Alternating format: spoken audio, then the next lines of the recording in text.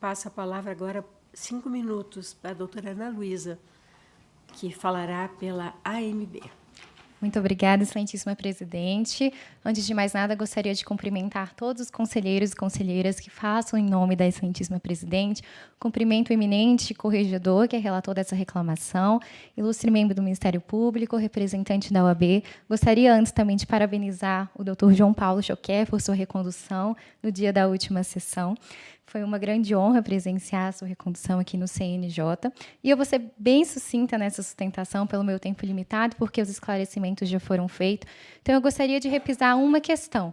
Houve o pedido de desistência da presente reclamação disciplinar.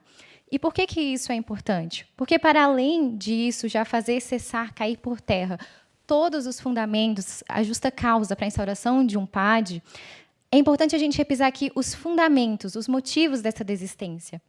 E os fundamentos eles são bastante simples.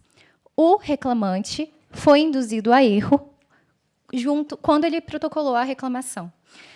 O que acontece? A parte adversa, o advogado da parte adversa, em um processo em que ele era causídico, utilizou indevidamente o nome do desembargador para vender, sem a sua ciência e sem a sua ingerência, à cliente, uma suposta influência política ali naquele tribunal.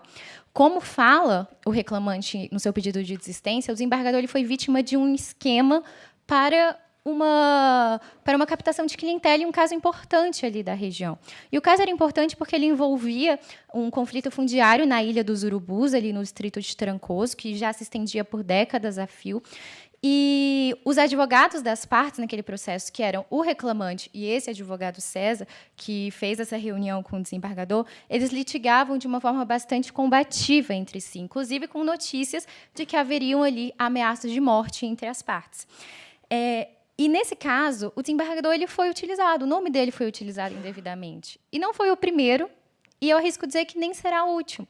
A conduta do desembargador foi irretocável. Ele recebeu o advogado, ouviu os relatos, como ele faz com todos, e, diante de todas aquelas declarações completamente graves, ele informou que sugeriu que se tomassem ali as medidas cabíveis com as autoridades competentes. Em nenhum momento ele participou de uma reunião com o presidente do tribunal. Ele não tem aí nenhuma alegação de imparcialidade, de influência, de favorecimento. Ele não sabia do que se tratava o processo, não tinha nenhum interesse nessa causa. Então, dada a ausência de indícios de mínimos para a instauração de um PAD, não é razoável a sua abertura, porque um PAD ele não pode ser visto apenas para fins meramente investigativos. Se a gente vislumbra desde já, principalmente pela desistência da parte, a ausência de indícios de ilícito, não é razoável a abertura de um PAD, principalmente porque ele causa um estigma para o magistrado, causa muitos prejuízos ao magistrado.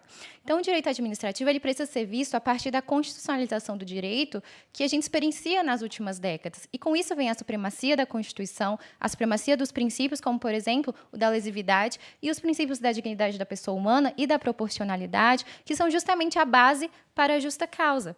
E o magistrado, para além da preservação de todos esses princípios aplicados ao processo, ao devido processo legal, que é o escopo máximo desse conselho, o magistrado também precisa encontrar aqui uma proteção ao seu nome, à sua função, que é utilizada indevidamente. E é uma proteção a toda a magistratura, porque estão todos os julgadores sujeitos a questões como essa. Então, por isso, que dada a ausência de indícios mínimos para a instauração de um PAD, reforçado pelo pedido de desistência do reclamante, requer-se aqui o arquivamento da reclamação disciplinar sem instauração do processo. Muito obrigada.